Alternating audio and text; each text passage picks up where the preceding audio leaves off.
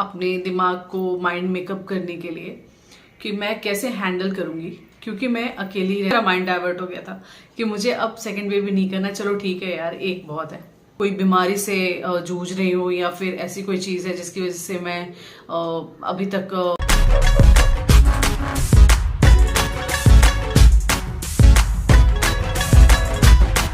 Hello everyone and welcome back to our channel. मैं हूँ शीतल।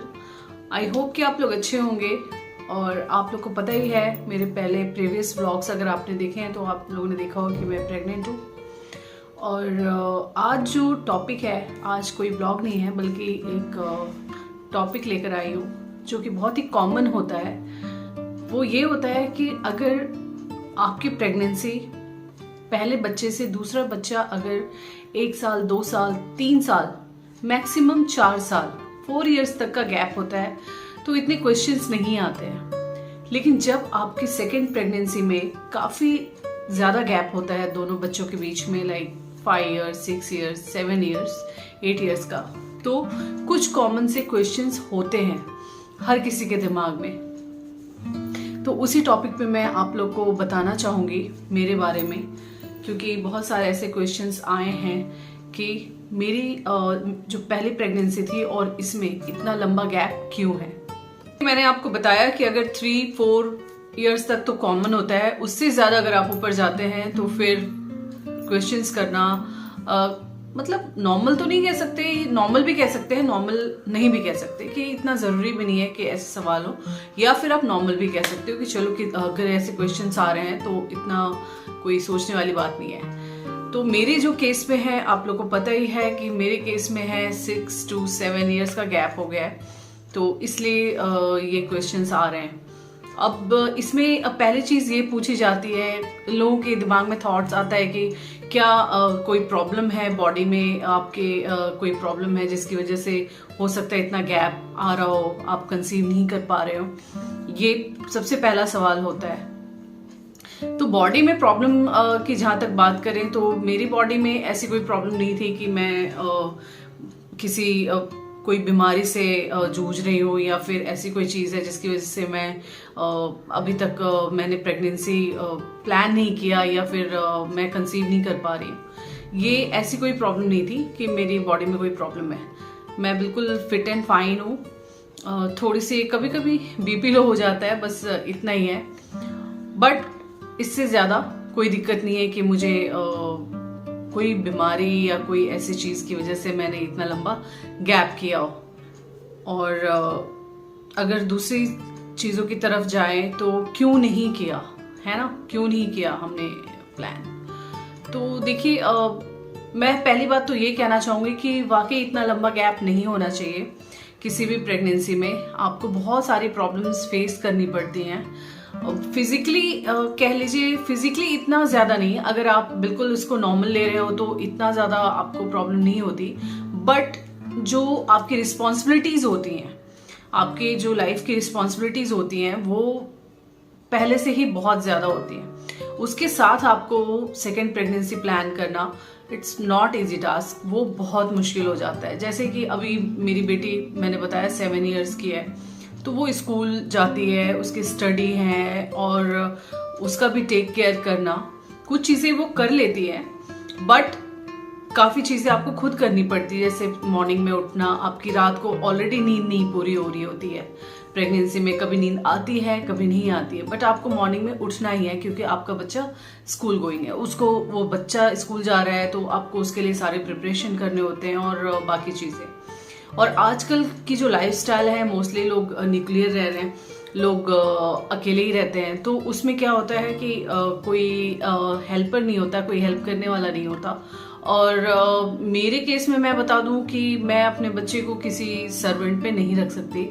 चाहूं तो मैं किसी को रख लूं जो कि मेरे बच्चे को संभाल ले और चीजें मैं अपने बच्चे और अपने हस्बैंड ये दोनों की रिस्पॉन्सिबिलिटी किसी को भी देना मतलब मुझे सेटिस्फेक्शन नहीं मिलता। मैं निश्चिंत नहीं हो सकती हूँ कि अगर मैंने किसी हाउस हेल्पर को रख लिया और वो मेरे बच्चे की टिफिन बना रहे, मेरे बच्चे को तैयार करे, या मेरे हस्बैंड की चीज़ें, वो मुझे खुद करने में मज़ा आता है। मैं किसी और को देना बिल्कुल भी पसंद नहीं करती। तो ये भी एक रीज़न है कि आपको बहुत ज़्यादा लंबा गैप नहीं करना चाहिए, जो कि मेरे में ये मैंने गलती की है। आप इतना लंबा गैप करोगे तो आप एक तरीके की बॉडी और दिमागी तौर पे आप थके हुए होते हो, इतने ज़्यादा आप फ्रेश नहीं होते कि चलो अभी दूसरा बच्चा छोटा है और उसकी इतनी ज़्यादा रिस्पॉन्सिबिलिटीज़ नहीं है, वो स्कूल नहीं जा रहा है। तो जो 1 और 2 ईयर्स का जो गैप होता है वो फिर भी ठीक है, उसको मैं ठीक मानती हूँ, क्योंकि बच्चा छोटा वो भी होता है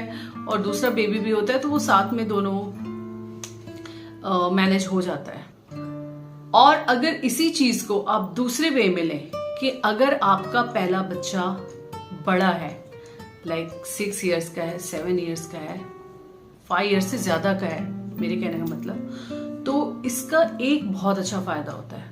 वो ये होता है कि जो फर्स्ट बेबी होता है वो खुद को थोड़ा संभालने में इजी, वो खुद को संभाल सकता है, आप कुछ चीजों में आपकी हेल्प भी कर सकता है।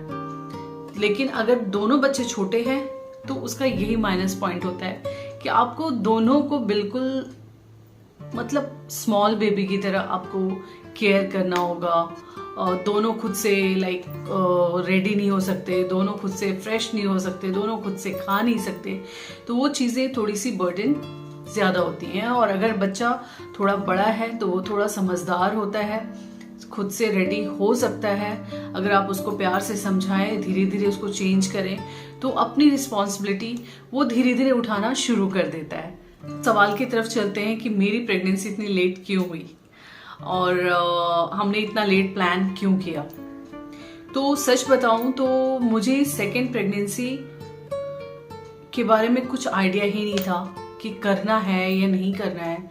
कुछ सालों तक तो हम इसी चीज में रह गए कि हमें करना ही नहीं है, हमारी जो बेटी है हमारे लिए वो काफी है। बिल्कुल मेरा भी माइंड बिल्कुल ऐसा ही था और मेरे हस्बैंड का भी, कि हमारे पास जो एक बच्चा है वो हमारे लिए काफी है, हम उसके एजुकेशन पे फोकस करेंगे, उसके लाइफ पे फोकस करेंगे। बट कुछ टाइम बाद ऐसा क्यों किया मैंने, क्योंकि ये मेरे अंदर धीरे धीरे चीजें आने लगी। मुझे ऐसा दिखना शुरू हो गया कि जो बच्चा अकेला रहता है घर में, लाइक मॉम डैड और एक बेबी है, तो वो किसी ना किसी टाइम वो खुद को अकेला फील करता है, उसको एक बच्चे की जरूरत होती है। पेरेंट्स हैं, पेरेंट्स भी आप फ्रेंड की तरह रहते हो, बट एक बच्चे को बच्चे की जरूरत होती है, जिसके साथ वो कुछ शेयर करे, जिसके साथ वो थोड़ा सा खेले, जिसके साथ वो उसको अच्छा फील हो। तो वो चीजें मुझे धीरे धीरे मेरी बेटी जीविका में मुझे वो दिखना शुरू हो गया और मुझे ऐसा फील हुआ कि नहीं, उसको एक कोई तो चाहिए, चाहे वो भाई हो या बहन हो, लेकिन कोई चाहिए जो उसके साथ रहे, उसके साथ खेले और उसको अच्छा फील हो। वो स्कूल से आती है तो उसको कोई दिखता नहीं, मतलब मैं हूँ और मेरे हस्बैंड हैं, और बड़े कोई भी हो, बड़ों के साथ बच्चे इतने ज्यादा बच्चे बच्चे हैं, उनको बच्चों को बच्चे के साथ अच्छा लगता है। तो वो चीजें मुझे थोड़ी सी कमी, खालीपन थोड़ा सा दिखना शुरू हो गया और मुझे ऐसा फील हुआ कि नहीं, सेकंड बेबी बहुत जरूरी है। एक नहीं, 2 बच्चे बहुत जरूरी हैं, ताकि एक दूसरे को समझ पाए। कल लाइफ में पता नहीं, जब हम नहीं रहेंगे, पेरेंट्स हमेशा तो साथ नहीं रहते, जब हम नहीं रहेंगे तो उसका खुद का एक भाई या बहन जो भी वो होना जरूरी है, ताकि उससे वो शेयर कर सके अपनी प्रॉब्लम।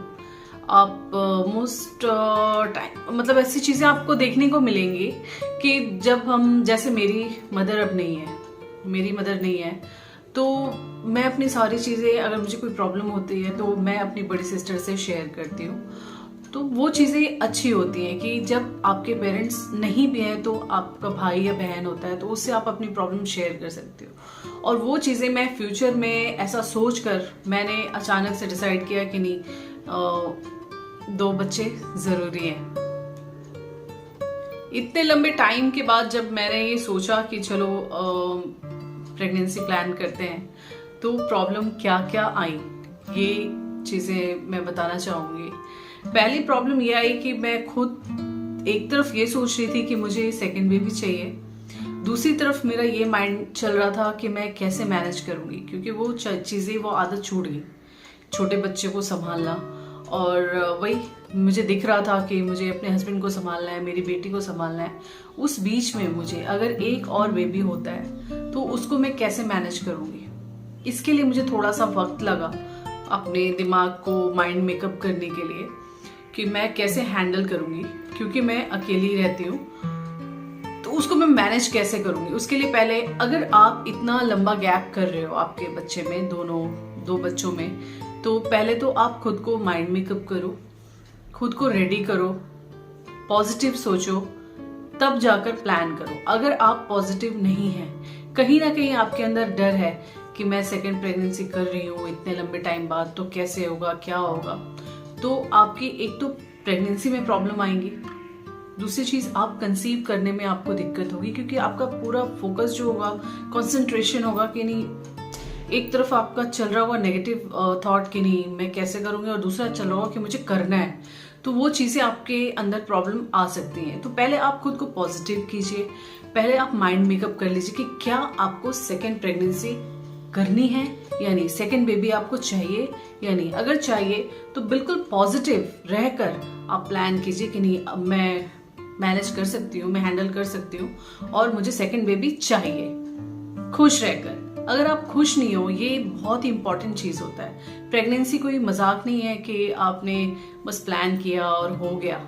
आपको अंदर से खुश रहना बहुत जरूरी है, क्योंकि इससे आपकी बॉडी पे और आपकी बेबी की बॉडी दोनों पे असर अच्छी या बुरी हो सकती है। जैसी आपकी सोच होगी, अगर अंदर से आप डरे रहोगे, कंफ्यूज रहोगे, डिप्रेस्ड रहोगे, तो उसका जो असर है वो आपके बच्चे पे भी हो सकता है और आपकी बॉडी पे भी हो सकता है। तो मैंने पहले खुद को पॉजिटिव किया और सोच लिया कि मुझे सेकेंड बेबी चाहिए। फिर हमने ये चीज प्लान किया। अब एक जो कॉमन क्वेश्चन आजकल कहते ना मार्केट में आ गया है, कि वो बड़े ही कॉमन क्वेश्चंस होते हैं कि क्या आप खुद से कंसीव कर लिए या फिर आपने IVF का सहारा लिया। तो मेरे केस में ऐसा नहीं है, और IVF मैं काफ़ी सुन रही हूँ अच्छा है उन पेरेंट्स के लिए जिनको बच्चों की ज़रूरत है और उनके जो मतलब बेबी प्लान करने में बहुत सारे कॉम्प्लिकेशंस होते हैं, नहीं हो पाता, तो उनके लिए काफ़ी हेल्पफुल है। बट मेरे केस में ऐसा कुछ नहीं है। भगवान की कृपा रही है कि मैं बिल्कुल नेचुरली कंसीव की हूँ और मतलब मुझे कोई दिक्कत नहीं हुई। मैंने जब सोचा तो हुआ, लेकिन इसमें कितना टाइम लगा ये जानने वाली बात है। तो टाइम की जहाँ तक बात करें तो हमने ऐसे ही सोचा और फिर ट्राई किया 1-2 बार, तो नहीं हुआ। और जब मैंने फिर सोच लिया, मैंने फिर ना मेरा माइंड ना चेंज हो गया कि अब नहीं करना है। 1 ही 2 बार बस मैंने ट्राई किया था और फिर मैंने बोला अब नहीं करना है, मुझे रहने दो। फिर से मेरा माइंड डाइवर्ट हो गया था कि मुझे अब सेकंड बेबी नहीं करना, चलो ठीक है यार, एक बहुत है। कहते हैं ना कि जिसको आना होता है उसे कोई रोक नहीं सकता। मैं भगवान में बहुत बिलीव करती हूँ और ये चीज मैंने देखा भी। जब मैंने 1-2 बार ट्राई किया था तो मुझे ऐसा कोई भी पॉजिटिव चीजें देखने में नहीं मिली कि मैं कंसीव कर पा रही हूँ। 2 बार, सिर्फ 2 बार मुझे एकदम बिल्कुल कंफर्म याद है, ओनली 2 टाइम्स। और उसके बाद मैंने सोचा अब नहीं करना है करके। फिर कुछ महीने बाद ऐसा हुआ कि मेरे जो पीरियड्स हैं वो थोड़ा एक महीने की बात बता रही हूँ, ओनली 1 मंथ। मुझे लगा यार कि डेट मेरा बहुत ज़्यादा 10 to 15 डेज अप हो गया है और अभी तक मुझे पीरियड नहीं है। तो मैंने बस ऐसी मजाक में ना ऐसे चेक कर लिया कि चलो चेक कर लेती हूँ क्यों नहीं आ रहा है, एक बार कहीं मैं प्रेग्नेंट तो नहीं हूँ, ऐसे लाइटली मैंने लिया। और फिर मैंने देखा कि वाकई में प्रेग्नेंट हूँ। और उस टाइम मैं इतनी सरप्राइज हो गई। मैंने बोला कि जब मैं सोच रही थी तब तो मैं नहीं हुई, और अब जब मैंने माइंड बना लिया था कि चलो अब नहीं करना है तो मैं हो गई। तो मैं बहुत खुश हुई। ऐसा नहीं कि मैंने माइंड बना लिया था नहीं करना है तो मैं टेंशन में आ गई या फिर मुझे बुरा लगा कि यार मैं क्यों प्रेग्नेंट होगी, नहीं ऐसा नहीं था। उस टाइम भी मैं उतनी ही एक्साइटेड थी, बहुत खुश हुई। और जब मैंने ये शेयर अपने हस्बैंड से किया तो वो भी बहुत खुश हुए। उनको लेकिन शॉक्ड लगा, क्योंकि मैंने प्लान तो कर लिया था कि अब नहीं करना, और फिर अचानक से ये न्यूज़, तो थोड़ा शॉक लगा टाइप्स हुआ। बट वो भी बहुत खुश हुए। और सबसे ज़्यादा जो खुश हुई मेरी बेटी बहुत खुश हुई। जब उसको मैंने बताया ना, तो वो इतनी ज़्यादा खुश हुई, क्योंकि पिछले 4 साल 5 साल से वो जिस भी मंदिर जाए, जिस भी जगह, वो हमेशा छोटे से बच्चे के दिमाग में पता नहीं क्या बैठा हुआ है कि वो हमेशा कहती थी कि भगवान, और पता है वो भगवान को क्या कहती थी कि मुझे भाई चाहिए। उसको पता नहीं भाई का बहुत शौक है कि उसका खुद का भाई हो और उसके साथ वो उसकी केयर करे, उसको बहुत है अंदर से। तो जब भी किसी भी मंदिर जाए ना, तो वो सारी चीज़ों को बोलने के बाद ये जरूर कहती थी, भगवान जी मुझे ना एक भाई दे दो। हो सकता है उस बच्चे की जो चाह थी वो भगवान ने सुनी, और इस वजह से मैं अचानक से प्रेग्नेंट हो गई। तो मतलब ऐसा कुछ नहीं था कि मुझे बहुत ज़्यादा एफर्ट करना पड़ा हो। एक मैजिक ही कह लो, या भगवान का कह लो एक गिफ्ट, जो कि जिसको आना है वो आएगा ही, आप आने से रोक नहीं सकते। तो यही है। और बाकी अब भाई हो गए या बहन, ये तो भोलेनाथ जी जानते हैं, हम नहीं जानते, भगवान ही जानते हैं। लेकिन जो होगा, मैं यही प्रेयर करती हूँ कि जो होगा हेल्दी होना चाहिए, हर तरीके से फिट होना चाहिए, ये बहुत ज़रूरी है। लड़के लड़की में कोई फ़र्क नहीं होता कि लड़का या लड़की। हाँ, ये सब एक्साइटमेंट होता है कि यार लड़का होगा या लड़की, कैसे मैं घर डेकोरेट करूँगी, क्या क्या करूँगी या क्या क्या करूँगा।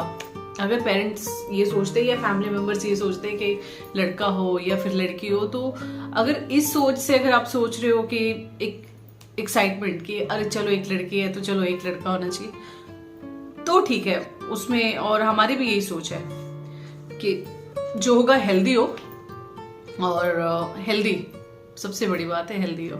और बाकी जीविका को भाई मिलेगा या बहन, ये तो मैं भी नहीं जानती, ना जीविका जानती है, अभी कोई भी नहीं जानता, ना आप भी जानते हैं। वो तो धीरे धीरे जब हम ब्लॉग आता ही रहेगा, और जब होगा तो पता चलेगा। आपके लिए भी सरप्राइज होगा, और सबसे ज़्यादा मेरे लिए भी सरप्राइज होगा कि क्या होगा।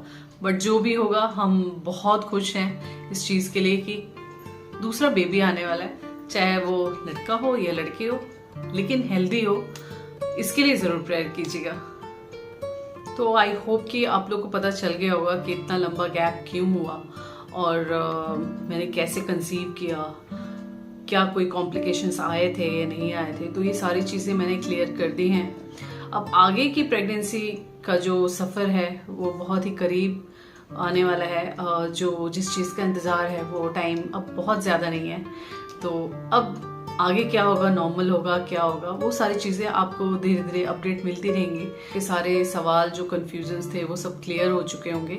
और आगे की जर्नी के लिए जो भी होने वाला है, कौन आने वाला है, कौन आने वाली है, जो भी है, हमारे घर में जो नया मेहमान आने वाला है, उससे भी जुड़ने के लिए आप अभी ही इस चैनल को सब्सक्राइब कर लीजिए, और लाइक ज़रूर कीजिए, शेयर ज़रूर कीजिए। और आप लोग अपना प्यार, अपना आशीर्वाद ऐसे ही बनाए रखें।